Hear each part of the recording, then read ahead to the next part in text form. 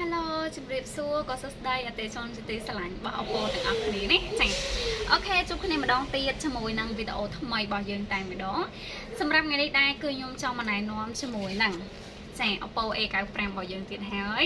តែថ្ងៃនេះអត់បានលើកជាទូរស័ព្ទជូនទេដោយសារតែនៅក្នុងហាងរបស់យើងគឺរវល់ខ្លាំងមែនតើណាចាអញ្ចឹងសម្រាប់ Oppo A95 របស់យើងថ្ងៃនេះគឺខ្ញុំចង់លើកចំណុចចាចំណុចមួយរបស់ Oppo A95 របស់យើងគឺតាក់ទងជាមួយនឹងថ្ម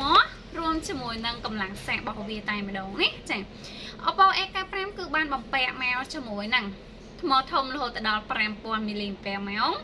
ដែលយើងអាចធ្វើការប្រើប្រាស់បានយូរខ្លាំងតែម្ដងនេះចាសម្រាប់ការប្រើប្រាស់ទៅលើ YouTube ចាយើងមើលទៅលើ YouTube គឺអាចប្រើបានរយៈពេល 17.8 ម៉ោងរួមជាមួយនឹងចាបើសិនជាបងប្អូនប្រើប្រាស់ទៅលើការនិយាយទូរស័ព្ទគឺអាចប្រើបានរហូតដល់ 56.6 ម៉ោងផងដែរចា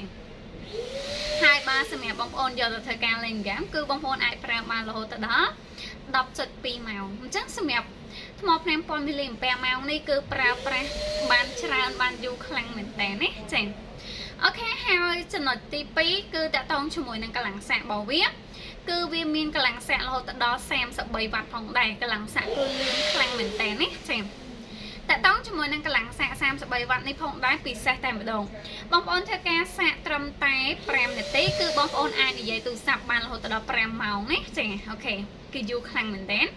ហើយសម្រាប់បងប្អូនធ្វើការសាក 15 នាទីបងប្អូននឹងទទួលបានជាមួយនឹងថាមពលថ្មរហូតដល់ 30% ផងដែរបើបងប្អូនសាក 30 នាទីនឹងទទួលបានថាមពល 54% រួមជាមួយនឹងថាមពល 100% ចំណាយពេលត្រឹមតែ 72 នាទីតែប៉ុណ្ណោះណាចា៎ចឹងជាមួយកម្លាំងសាករបស់វាគឺលឿនខ្លាំងមែនតើអូខេយើងនឹងជួបគ្នាម្ដងទៀតជាមួយនឹងចំណុចពិសេសខ្លះៗរបស់ Oppo A95 បន្ថែមទៀតណា